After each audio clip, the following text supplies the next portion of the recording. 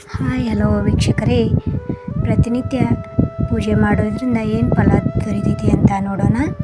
ಪ್ರತಿನಿತ್ಯ ಪೂಜೆ ಮಾಡೋದ್ರಿಂದ ಪ್ರತಿದಿನ ಸ್ನಾನ ಮತ್ತು ಧ್ಯಾನದ ನಂತರ ಶಾಂತ ಮತ್ತು ಶುದ್ಧ ಮನಸ್ಸಿನಿಂದ ದೇವರನ್ನು ಪೂಜಿಸಬೇಕು.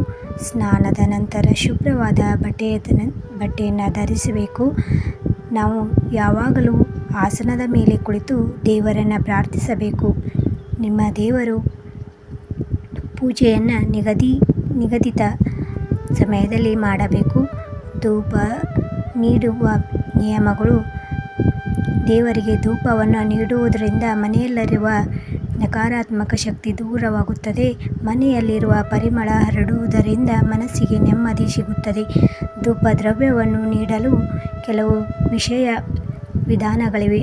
ಅವು ಯಾವೆಂದರೆ, ದೇವರಿಗೆ ಬೆಳಗ್ಗೆ ಧೂಪವನ್ನು ನೀಡಬೇಕು, ಸಂಜೆ ಧೂಪವನ್ನು ದೇವರಿಗೆ ನೀಡಬಾರದು. ಧೂಪ ದ್ರವ್ಯವನ್ನು ನೀಡುವ ಮೊದಲು ಮನೆಯನ್ನು ಸ್ವಚ್ಛಗೊಳಿಸಬೇಕು. ನೀವು ಶುದ್ಧರಾದ ನಂತರವೇ ಧೂಪವನ್ನು ನೀಡಬೇಕು. ಪೂಜೆಯ ಸಮಯದಲ್ಲಿ ಈಶಾನ್ಯ ದಿಕ್ಕಿನಲ್ಲಿ ಮಾತ್ರ ಧೂಪವನ್ನು ನೀಡಬೇಕು. ಮನೆಯ ಎಲ್ಲ ಮೂಲೆಗಳಲ್ಲೂ ಧೂಪದ ಹೊಗೆಯನ್ನು ತೋರಿಸಬೇಕು. ಧೂಪದ್ರವ್ಯದ ನಂತರ ಧೂಪದ್ರವ್ಯದ ಪರಿಣಾಮವು ಉಳಿಯುವವರೆಗೂ ಮನೆಯಲ್ಲಿ ಯಾವುದೇ ರೀತಿಯ ಸಂಗೀತವನ್ನು ನುಡಿಸಬೇಡಿ. ದೇವಾಲಯದಲ್ಲಿ ಪೂಜೆ ಮಾಡುವ ನಿಯಮಗಳು: ದೇವಾಲಯದಲ್ಲಿ ಪೂಜೆ ಮಾಡುವಾಗ ಗಂಟೆಯನ್ನು ಮೃದುವಾಗಿ ಬಾರಿಸಿ. ಇದರಿಂದ ನಮ್ಮನ್ನು ಬಿಟ್ಟು ಬೇರೆ ಪೂಜೆ ಮಾಡುವವರಿಗೆ ಯಾವುದೇ ತೊಂದರೆಯಾಗುವುದಿಲ್ಲ. ದೇವಸ್ಥಾನದಲ್ಲಿ ಆರತಿ ನಡೆಯುತ್ತಿದ್ದರೆ ನಿಮ್ಮ ಪೂಜೆಯನ್ನು ಬಿಟ್ಟು ಆರತಿಯಲ್ಲಿ ಸೇರಿಕೊಳ್ಳಿ.